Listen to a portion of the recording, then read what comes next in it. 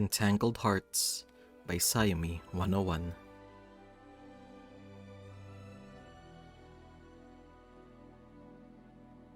Long, long ago, there was a peaceful and prosperous kingdom, one of the very few where humans coexisted with magic folk.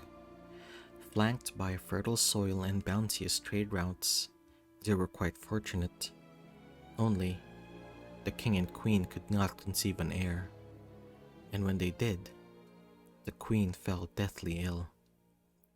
She was wasting away. The future looked bleak both for her and the child in her belly. Not a physician was of help. That was until a witch crossed into town. The Crimson Witch, she was called, though the weight of the price she asked for her services often didn't stop at blood. Only this time, she didn't ask for a price. A dragon's heart, a cure for all, from severed nerves to broken soul. It heals every wound and stops any bleed. Ailing men, upon it must you feed. It was an absurd suggestion. The dragons were a barbaric race. They pillaged and burned villages to the ground.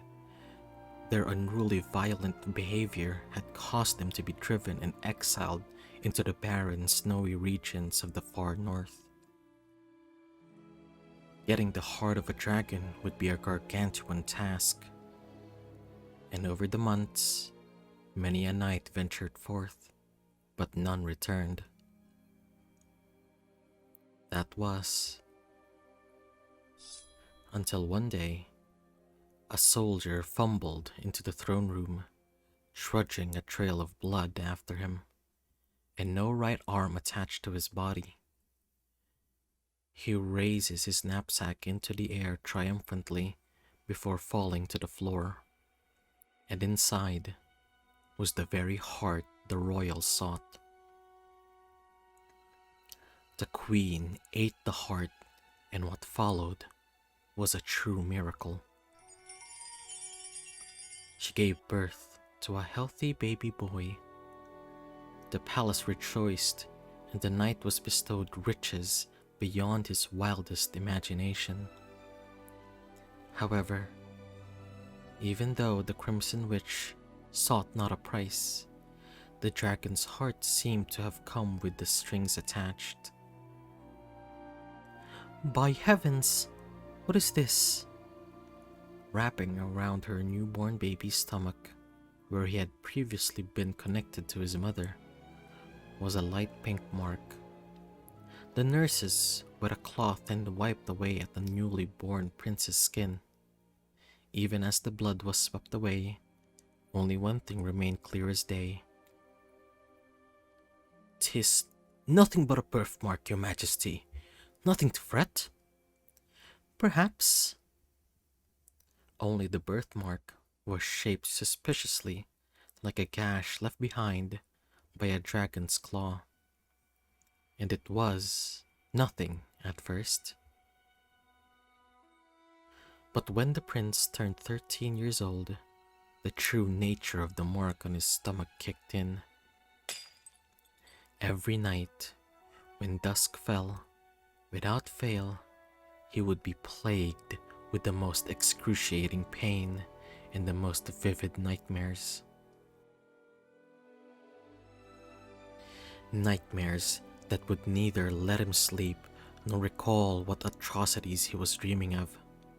A curse so potent that no amount of herbs could soothe him. The king and queen, unable to bear the pain cries of their only beloved son, could only sedate him. They tried everything under the sun, but nothing worked. And when he turned 15, they noticed. The curse was spreading, and the rumor had it that the day the mark spread to his heart would be the day of his last.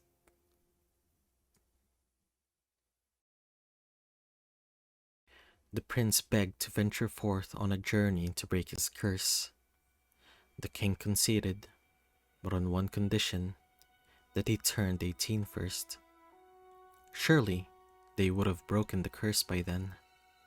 Surely. Only, they didn't. And so on the day he turned 18, he would venture forth into the unknown. This is the story of that prince. The story of his journey to break the curse that held his future in jeopardy. This is my story.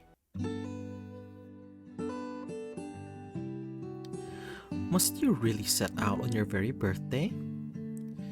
I must leave when I can, Mother, lest you can find an excuse to stop me. This is quite the accusation, my child. Is there much untruth to it? She gives a defeated laugh. I have no choice but to concede to you, have I? I'm afraid not. I turn to the people who have gathered at the front door to wish me well, noticing my father wasn't among them. Sire, at the very least, let one of the royal knights accompany you. I am going to be disguising myself. The royal guard is not exactly known for being inconspicuous. We can send you our most fresh recruits then. I'm confident they wouldn't appear too threatening to the general population. I appreciate it, I really do. But I feel like this is something I ought to undertake by myself. Must you really?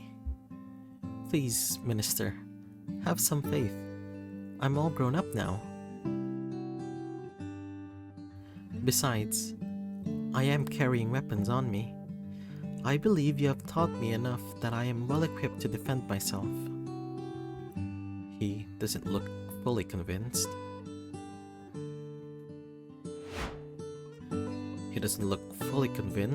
But our exchange is cut short by the head cook bursting through the doors, a couple of vassals trailing behind him, carrying hefty bags of food. And as much as the love my people have for me flatters me, I can't help but heave a soft sigh. Ah, my dear cook, I plan to carry one sack on my back. Do you want to break it so bad? But, His Highness, you must pack along some more food. There is going to be food out there in the city, but none might suit your taste. You often said yourself that I am not too picky. Was that untrue? No, sire, but that's besides the point. I see the determination on his face. He was nothing if not stubborn. Listen to him. I've known him all my life, and this is just his way of worrying for me. I do not want to discourage him in front of so many people, so it was best to find the middle ground. Very well then, I am accompanied by a single steed. If I can have a pack that she can carry without much incident, that would be best. The cook's face lights up as he immediately waves his retainers over, unwrapping the numerous bags of food they had hauled in. They begin sifting through them, and I know I've made the right decision. Always kind, this child. This isn't exactly why I worry about you so. You must send a pigeon back to the palace every day. Every week, Mother. Homing spell or not, there is no possible way for a bird to make such a journey so quick. She doesn't look very pleased, but she stands down. I will send an entire platoon after you should you miss the agreed upon appointment even once. Yes, Mother. and you will find the proper lodging. The wilderness is not some place for a prince, regardless of how hard-pressed of a situation you might find yourself in.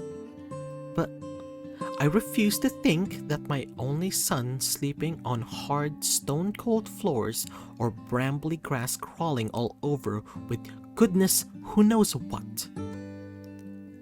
Alright, I understand. If it means so much to you, I will.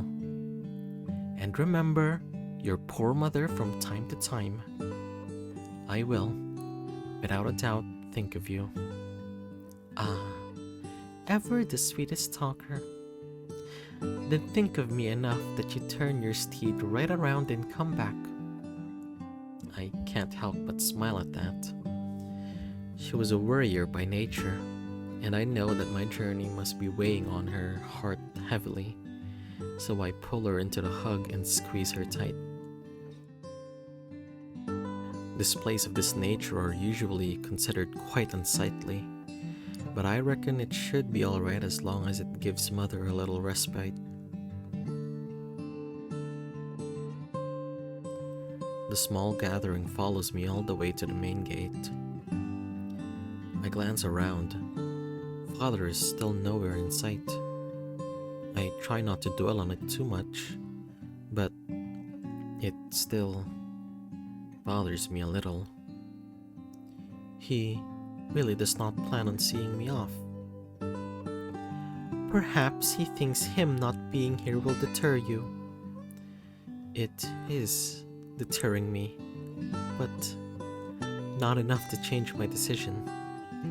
Ah, both stubborn in their own ways. The cook had condensed whatever he thought was important into a neatly packed and thoughtful bag.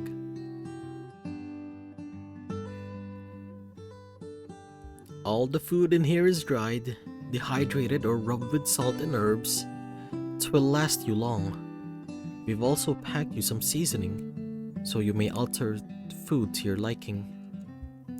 Thank you. Truly, I appreciate you going so far. Anytime, Your Majesty. I fasten my 2 bags on the side of my horse and climb on. Alright, all set. I'll write to you, Mother. Fare me well. Safe travels, my precious child. And I'm off.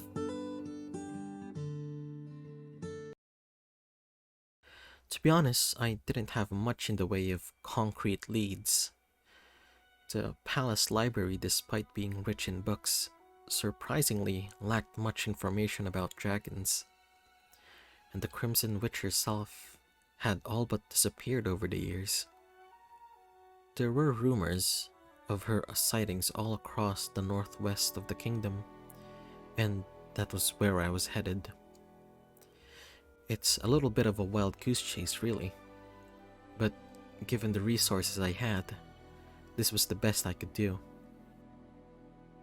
Worst case scenario, I might have to venture north to the snowy, desolate place where all the dragons had been exiled to. Of course, I would never let Mother know this lest she faint from worry. There is a group of horses coming from behind and passing me by. I straighten up. This would be my first test of if I would be recognized or if I can't pass myself off as a commoner. G'day, mate. Good day to you as well, sirs. Aight. They passed me by and I let out a sigh of relief. That stutter was unsightly, and the sirs was perhaps a bit much, but that's something to improve upon. What was that? I poke a finger in my ear.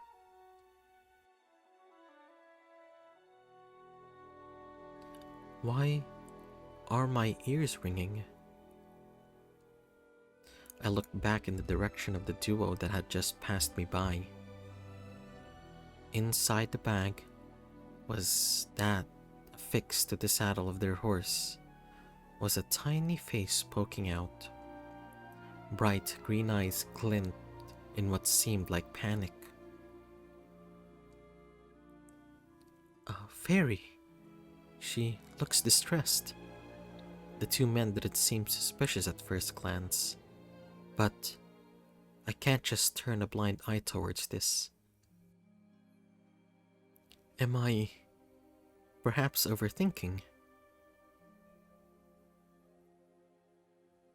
Act 1. Fairy in Distress. Interfere. Of course, my conscience just couldn't let something like this be. Excuse me. Yes, kid? It would seem there's a I pause as the ringing picks up in my ears again. Do they not hear her? Strange. I hop off my horse, trying my best not to look too suspicious. I was wondering if you could point me in the direction of the town's apothecary. I am new to these parts. That right. Course. He seems to be not tipped off as he goes on explaining how I should navigate there. I am immensely distracted by the fairy. Did you get that? I'm afraid not.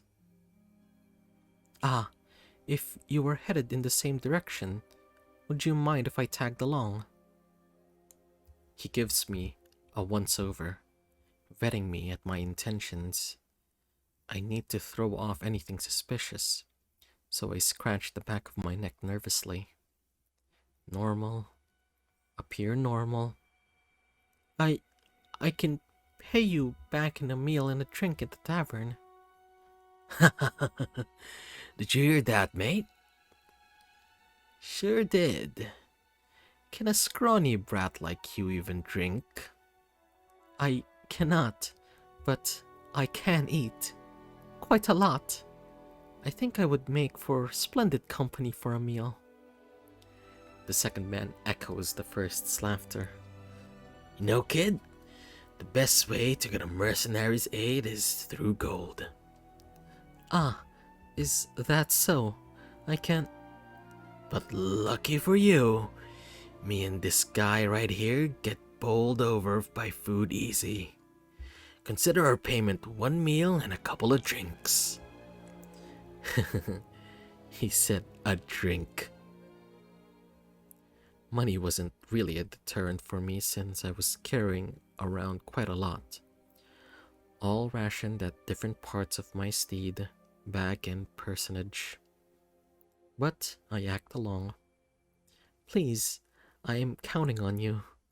I do possess only an apprentice wages, so please keep a couple on the lower side. Don't worry, we'll keep ourselves in check not to bankrupt you. The name's Mo, and this here's Yan. Pleasure. It seems that they don't see me as a threat. For now. Now, back on your horse with ya.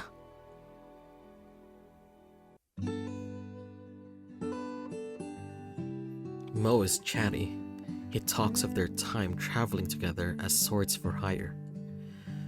Of how they were the highest paid mercenaries in town, second only to some smug know-it-all called Damien. Yan is calmer, and when he intercedes, it's to correct Mo on something outrageously exaggerated. Mo grumbles every time he's corrected, but concedes. What? No.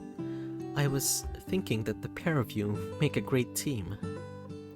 Right? We're more like a headstrong bull and a babysitter than a team, really. Hey, if it weren't for me, you'd still be a boring old bookworm. Nothing wrong with that. Course. The sun is beginning to set, and I feel tense. It was almost time for the curse to kick in. Kid, we're parking here for the night. We'll be off first thing tomorrow morning, yeah? Understood. Okay, now for a fire. Let me help. The sooner we can settle down, the sooner I can ingest the herbs that would essentially sedate me for the night. I try not to make it too obvious as I glance in the direction of the fairy real quick, just to check up on her. Sorry, little one. Hang in there, yeah? Yan hands her a tiny bit of pulled honey and pets the top of her hair with his little finger.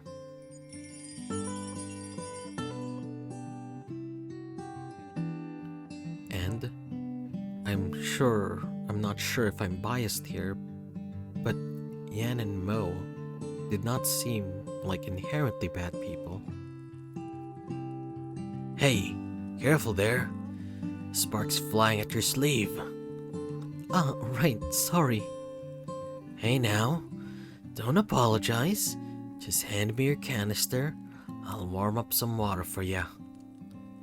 Here you go. Water. Thank you. I settle down on the grass next to the fire. Taking my herbs out, I gulp it down with the water Mo had graciously warmed up for me. My eyes meet hers. Tomorrow. I promise you. I wasn't sure if she could hear me, but I think she understood what I meant given her reaction.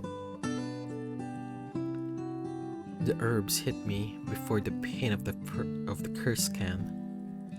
Even though the cloth I had laid out, I can still feel a tiny prickling of the grass below. It is not entirely an unpleasant feeling, but in my mind, I apologize to my mother for disobeying her unrelated instructions on the very first night. And I will and truly pass out. Stop. Help me. Someone. Anyone. Please.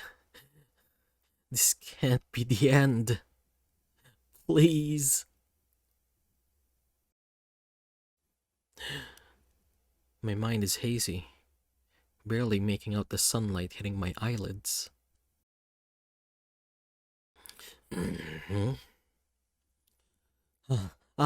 Yes, I am awake. Oh, kid, you really went and slept like the dead. We were starting to get worried.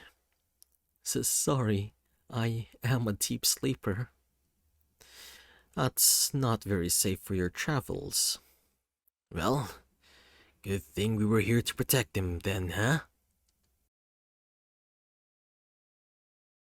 I thank you for that. Huh? There's no need to get all sappy. Want to know the best way to stay light on your feet as you sleep? Yes? Have a partner in crime that snores like a big bear. Hey? What? Am I wrong? Well, y'all slept pretty well through it last night.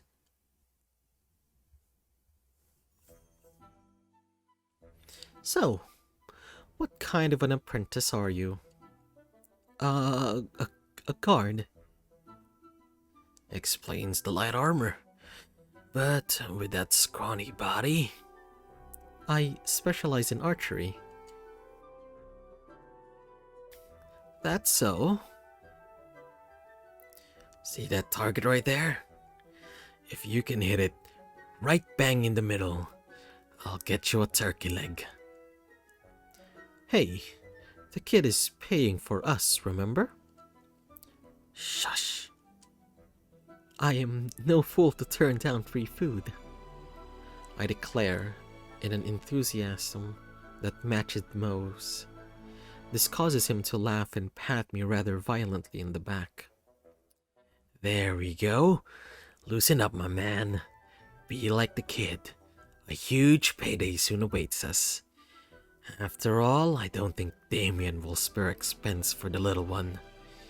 We can spare to feed a scrawny brat some turkey. My ears perk up at more information about this Damien person, from whom they'd apparently stolen the fairy from. But I don't make my reaction apparent, only returning to my challenge at hand. So, right in the middle then. I'm about to unholster my bow when... No weapons larger than a forearm allowed here. Hey, come on now. Sorry? No exceptions. Not even for regulars? No. Stingy. That is okay. I have a dagger. He cheers enthusiastically. I pull out the dagger fastened to my bag and take position. I was a good enough marksman, even if I do say so myself. Quiet, Cass. Focus on the red in the middle. Don't pay heed to the numerous eyes watching you eagerly all around. You can do this. And shoot. Wow. You're a good shot, kid. Can't believe your apprentice guard story now. I give a little bow. You are too kind. The gathering somehow devolves into a game of knife darts, and everyone was having a jolly old time, even though the sun had yet to even climb up to the middle of the sky. And though they don't explicitly speak of the fairy again, through the exchanges, I'm able to gather that they've imprisoned her to teach Damien a lesson to not be such a haughty bastard. That and to pilfer some of his wealth in the name of ransom. We talk some more, they drink some more, and we all laugh a lot more. And before long, the two of them are out. So tired. So tired. I wanna pass out. I wanna pass out. This was my chance. Perhaps the both of you should take a nap. Huh? A little shut-eye would be nice. Shut-eye would be nice. Mo was only parroting Yan, it seemed like. I can wake you two up in an hour or so. Really? Really? Okay. He hiccups and slumps, resting his cheeks on the table almost immediately. Mo slumps down as well, his forehead making a rather terrifying thud as he hit the wood. Are you alright? Peachy. Before long, they're both well and truly passed out. I pay for our share and sneak out towards where we had fastened our horses. It's strange. Yan and Mo just seemed like people desperate to not live under this Damien person's shadow. It pains me a little to be betraying their trust like this, after they were so nice to me and treated me like their nephew? Or some younger family member. But the relieved face of the fairy puts me at ease. Yes, I have come to free you. Once I undo the clasp of the bag. She flies free. There's a sudden rustle behind us. I clasp the little fairy and rush away. I feel quite silly winding through the path like a common thief. Once we were a little closer to the outer skirts of the town, I sigh. I do not think we were followed. What a relief. And now that I stop to think, I'm not exactly sure what to do now. Do I just leave you free and you fly back to wherever your home may be? Well, I cannot risk crossing paths with them again, let alone you getting captured. Ah, perhaps I should have thought things through more thoroughly. There is a rustle behind us. I duck on instinct, grabbing the fairy and shielding her under my forearm as a rather large rock flies past us. Who is there? As much as I did betray Mo and Yan's trust, they didn't seem like the people who would chuck a rock right at someone's head. Quicker than I thought. A stern figure steps out from the shadow, looking rather menacing. I tuck the fairy into the pouch at my waist, reaching for my dagger. No sooner had my fingers fallen into contact with the cold steel does the stranger come lunging forward, sword swinging at the ready. I stumble backwards. I barely manage to intercept his blade with mine. My dagger is small but quite sturdy. Once the metals clang against one another, I angle my weapon, letting the force of his blow ride my blade and slip right upwards, completely using my assailant's strength to deflect his own attack. What?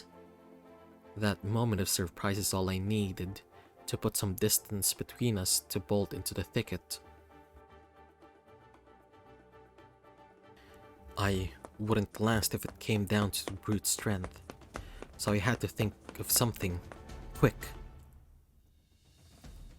The head start didn't seem to matter as much as he came barreling towards me, and it didn't take more than a handful of seconds before he was right at my heel.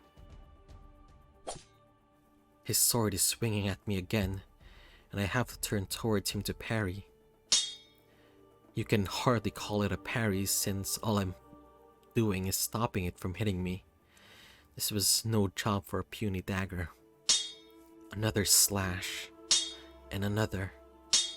I barely managed to intercept his mad strikes.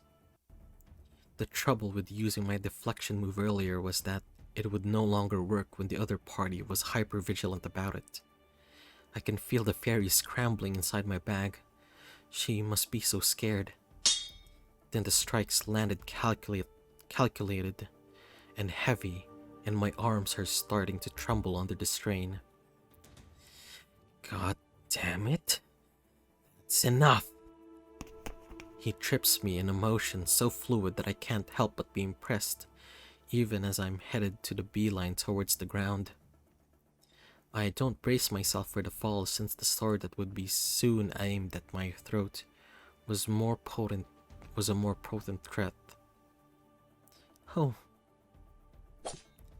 The sword flies at my face, but I unfasten the bag at my hip, my fingers feeling around.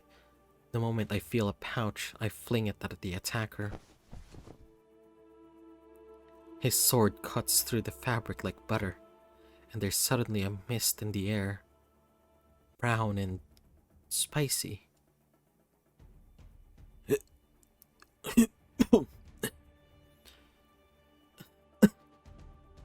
It was a mixture of some exotic imported chilies, hence very potent.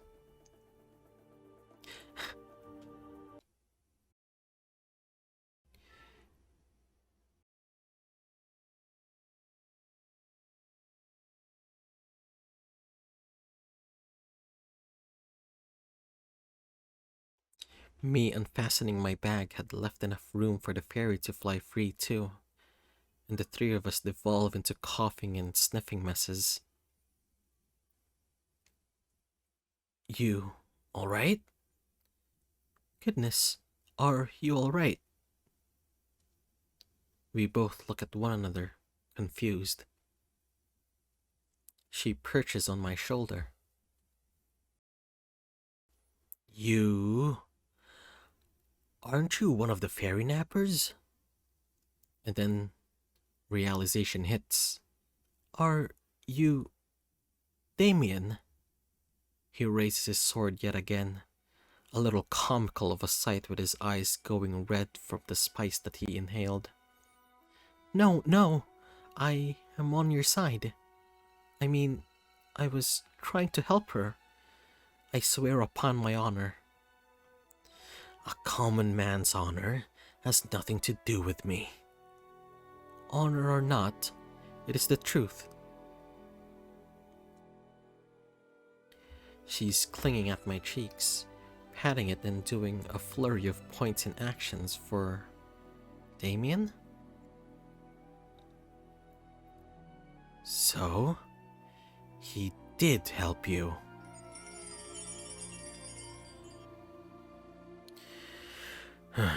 Right. He seems to have calmed down, his sword no longer gripped in a way poised to attack. He gives me a once-over, a shred of suspicion still on his face even as he hooks his fingers on my arm and helps me up from the dirt. More like yanked than helped, but the sentiment was there, I reckon. So, you're really not a threat. Of course not. And your friend, hiding in the woods? I do not have a friend hiding in the woods. So I'm imagining the bloodthirst emanating from that general direction. Perhaps? She puffs her chest and does a sort of a marching motion. It didn't take long for me to decipher that she meant this other person had been following me all along. Oh, goodness. All this time? Oh, I cannot believe it. You can hear her. Well, it's less hearing, more like funny buzzing in my head right here.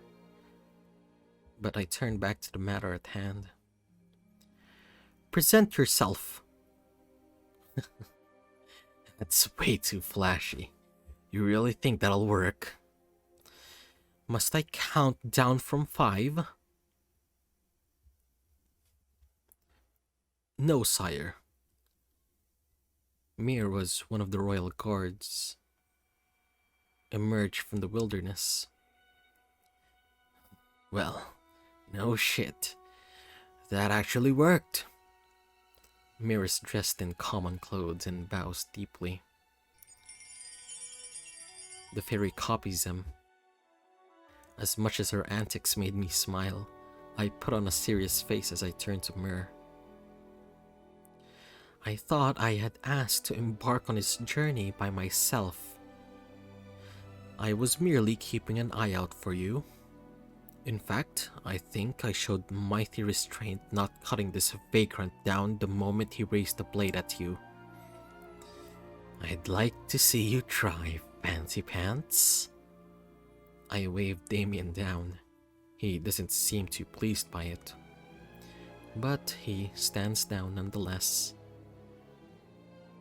So, you intended on acting like my bodyguard? Indeed. And my travels would be of no concern should I have someone skilled to wield a sword in my stead.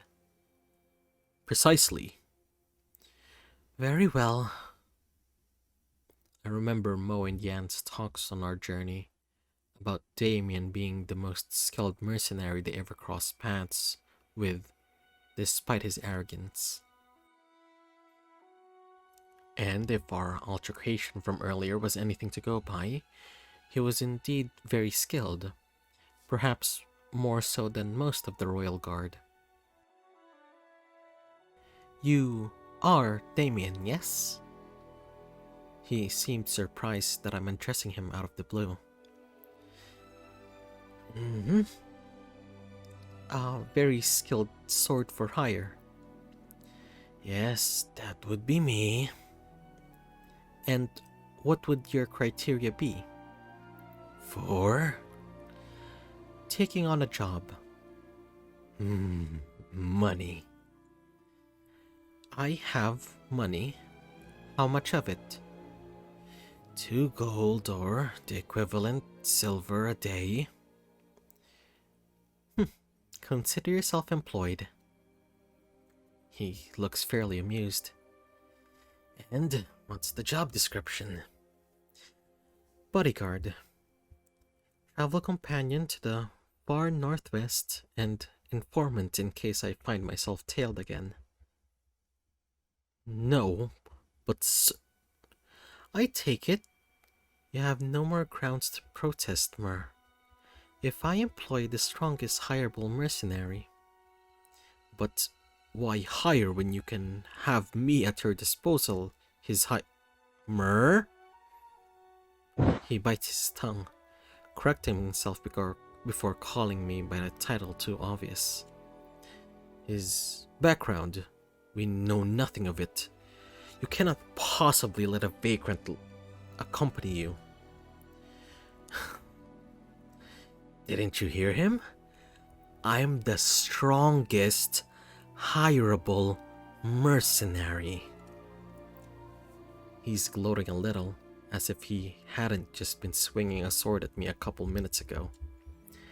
And maybe this wasn't the brightest thing to do, but a man who smirked smugly while not batting an eyelash at the fairy having situated herself on his shoulders and snuggling into his cheek couldn't be all that bad, right? Hey, I'm pretty professional. Once a contract is agreed upon, I take my role very seriously. See? He is a professional. But we shall be on our way then. Send everyone my regards. But sire, at the very least, please let me look into this man's reputation. If he should be dishonorable, allow me to come back and fetch you. I glance at Damien. Go ahead. Don't have much to hide. Fine, Mer, if that will put you at ease. Thank you. I feel a little bad leaving Mer behind like this, but I didn't want every step of my journey scrutinized and reported back to my mother. Or even worse, to father. Please let me know should he or anyone else follows us. Course, boss. My services come with a requirement of safety deposit though. 5 gold up front. I have to get my horse back first though.